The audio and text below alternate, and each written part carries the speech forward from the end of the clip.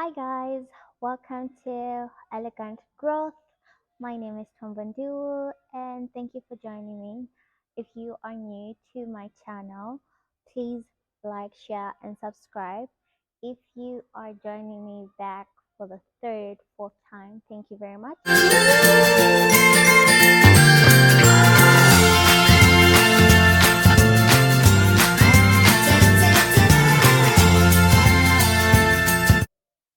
Today I'm going to make a video about some of the challenges that I have faced or I am facing being back home in Zambia. And the first one I'll start with is discouragement and judgment from people, right? Not all judgment is negative, but judgment is judgment, but we take it in. All you can do is listen and pick out what you need and let the rest go.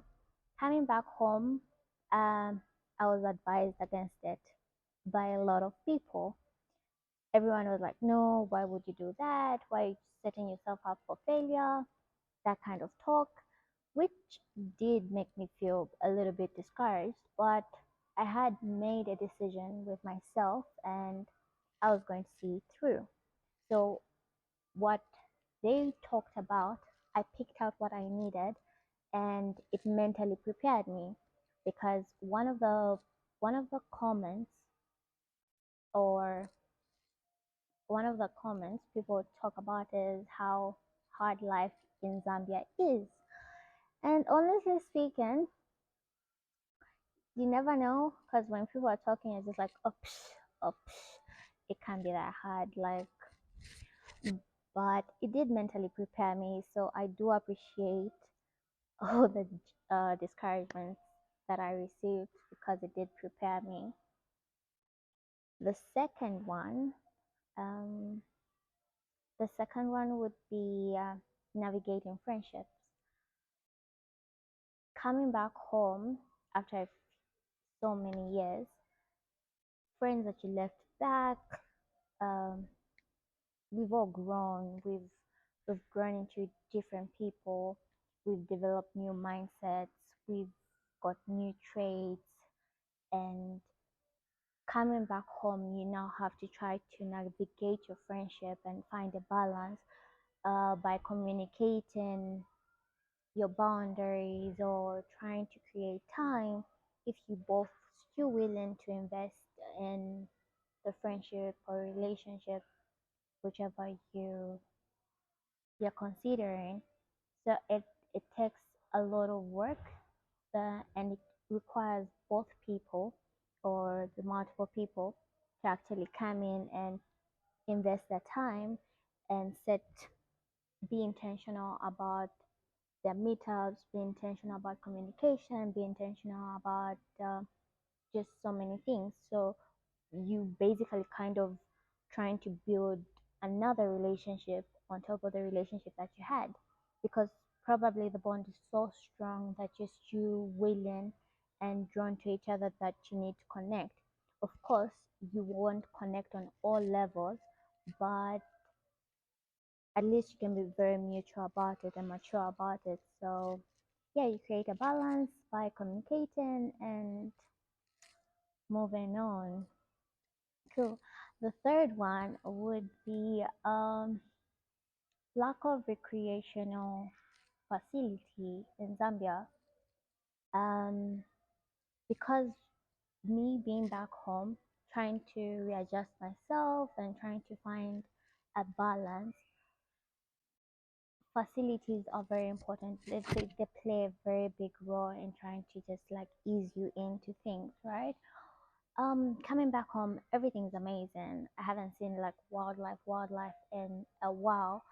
But when you look at the prices, you have like $80, which is equivalent to 1,600 kwacha or more, um, to to to 30 US dollars, which is about 4,600 $6,000, 4,600 kwacha, and that's a lot of money.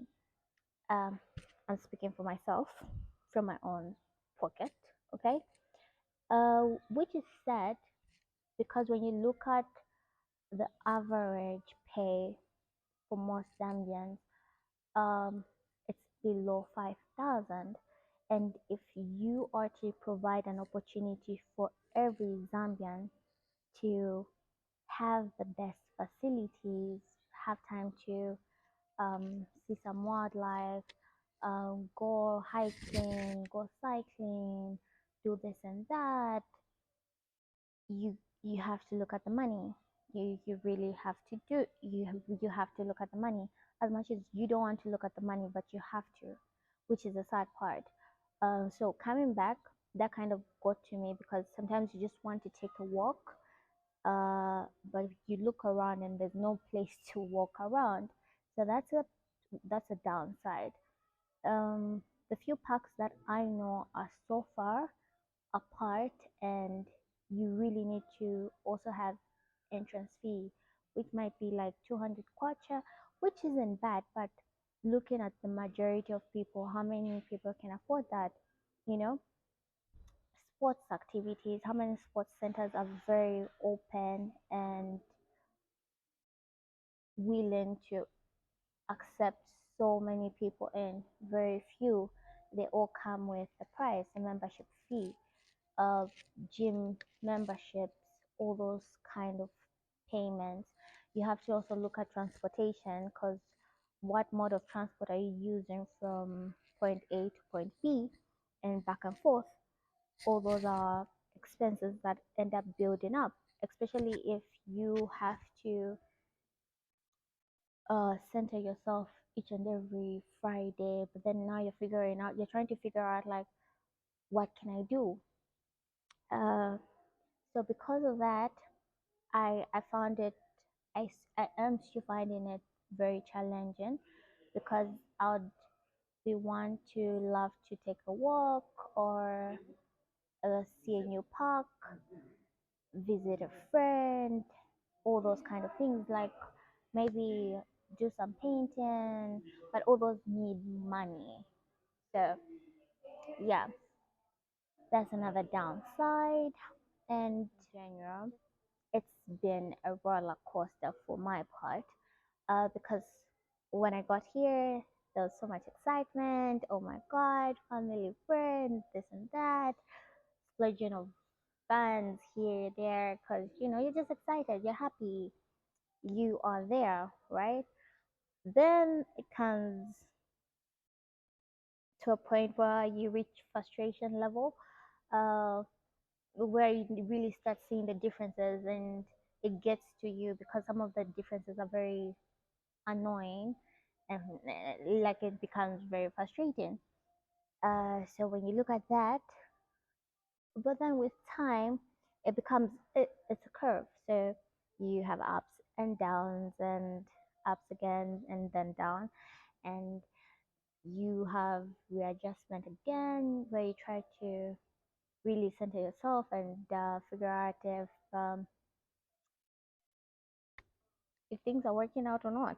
Okay, so you try to readjust and adapt, and then eventually you get to a point where you are okay, fully assimilated with everything, but it takes time. And I honestly don't know why I am, because I feel like I'm in between frustration and a little bit of adaptation, and which is um, most of you wouldn't understand.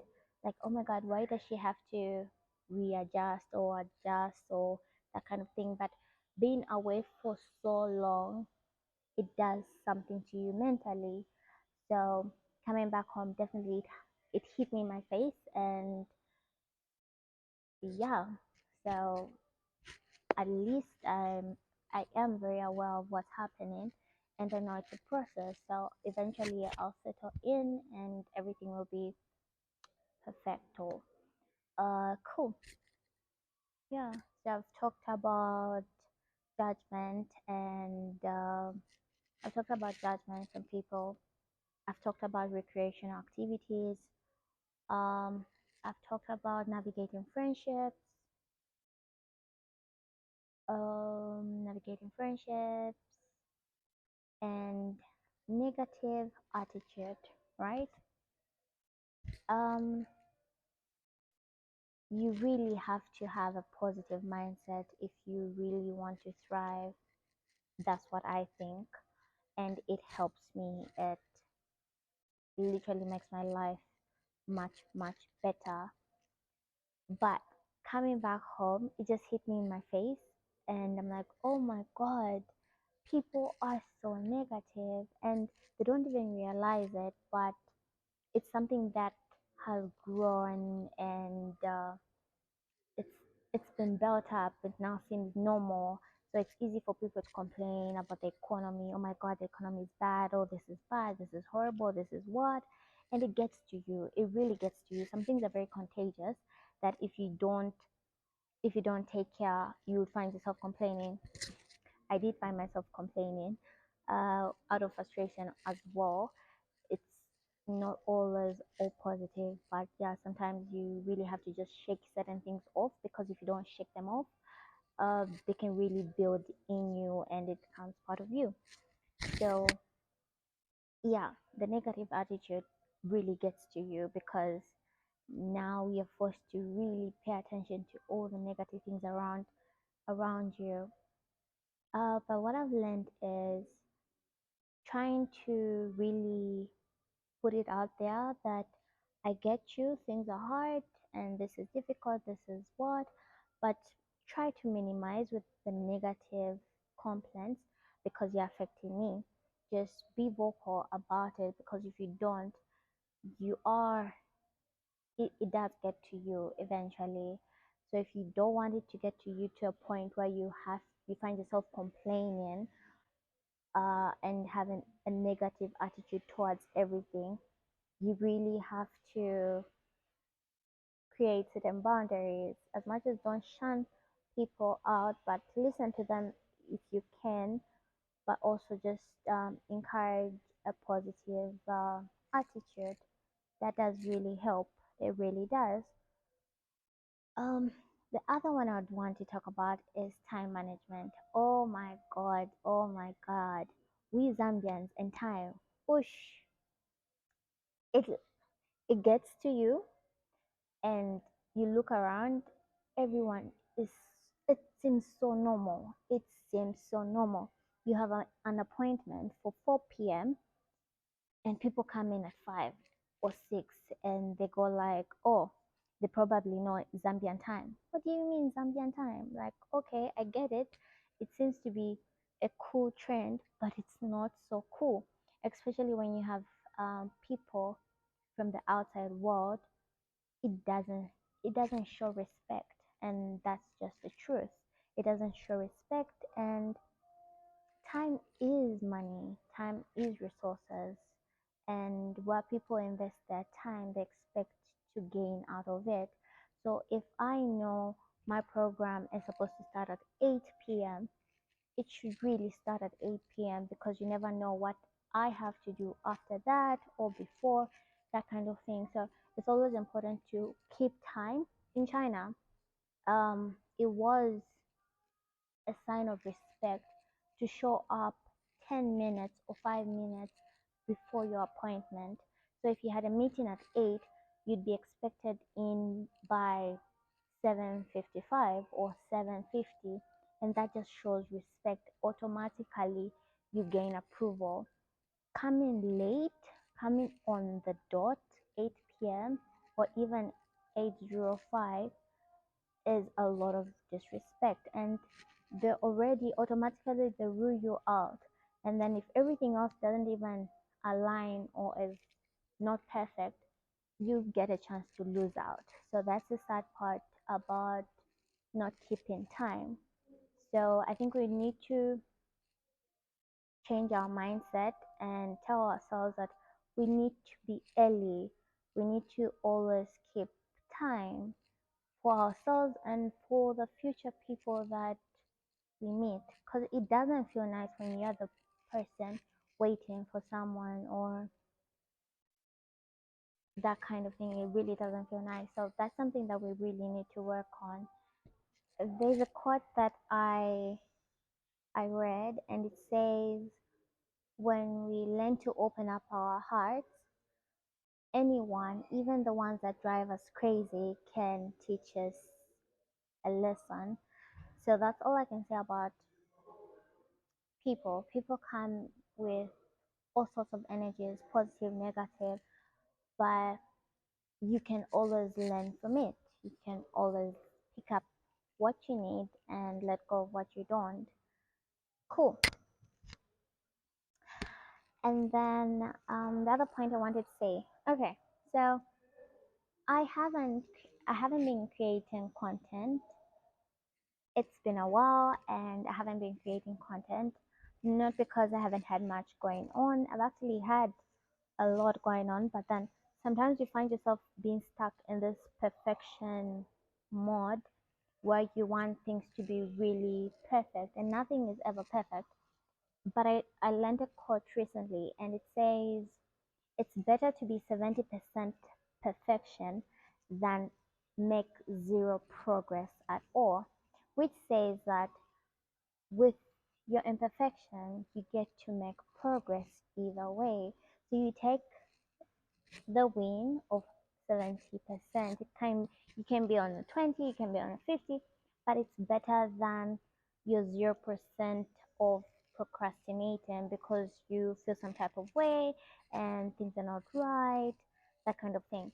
So take the win, take the 20, take the 10%, as long as it's taking you a step ahead, take it.